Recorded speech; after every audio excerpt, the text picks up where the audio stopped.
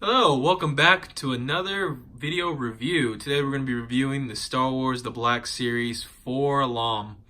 I honestly don't know a lot about this character other than he was in Empire Strikes Back and he's a bounty hunter, and that's pretty much it. Honestly, I wasn't even planning on getting this figure just because, I don't know, it looks like a C-3PO repainted with a bug head.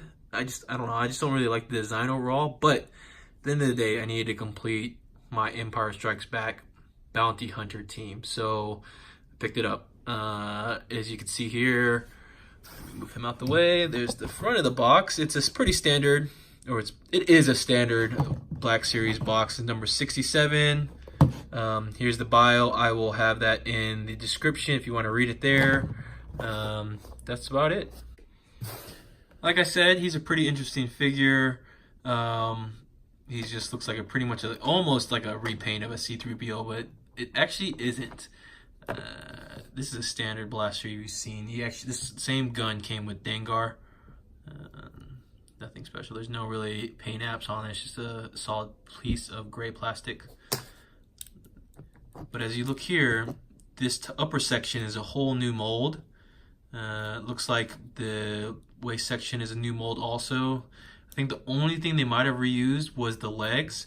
We'll compare it whenever I pull out C-3PO and put them next to each other. The cool thing about this guy is, unlike C-3PO, he actually has upper arm swivel, and they added an extra joint here, like a little piston that moves up and down, which is very awesome. C-3PO had static arms, basically just swiveled up and down. As you can see, here's the back. It's a neat sculpt overall for a figure. So yeah. All right, let's go over some articulation.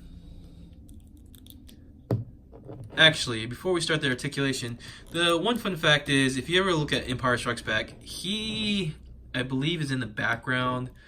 He's not very prominent. You don't really notice him very much. I know the main characters from Empire Strikes Back for the bounty hunters is Bosk and IG-88 and obviously Boba Fett. But yeah, it's a pretty neat figure. All right, let's go over some articulation. He's actually got a pretty good range on the head movement. He can look down this far, look up this high. He can swivel. He's got some awesome head tilts. His arm can go full 360 around. He can raise his arms this high, like I said earlier, or just a second ago. He has an upper bicep swivel. His arms can bend this far. It's only got a single joint, but hey, that's better than C-3PO, like I was saying. They can bend down this far. Got a wrist swivel, and I believe it's just a inner whatever this joint is called. Same for this side, except this hand different, has the little pistol angle. Can't speak today. All right, so he's got the ab crunch, not too bad. He can't really turn very well side to side. He can kick about this far. Can't kick about that far back. Not too much. The sculpt is blocking it. Single-legged, single joint for the knee. Can't really bend too far. And then ankle rockets, and it can pivot up about this much and pivot down. So it's a pretty neat figure. Definitely not up there as one of my favorites for sure. Like I keep saying for like the 4th time I think. But I do enjoy it. I do like it. It does go in with my bounty hunters. It'll be sitting there, and yeah. All right, let's do some comparisons. All right, first up is C-3PO next to 4-LOM. As you can see real easily, the waist is a different sculpt. It looks like this one actually has a bigger internal waist, gives him a little more height. Not by a little bit. The upper chest is definitely resculpted.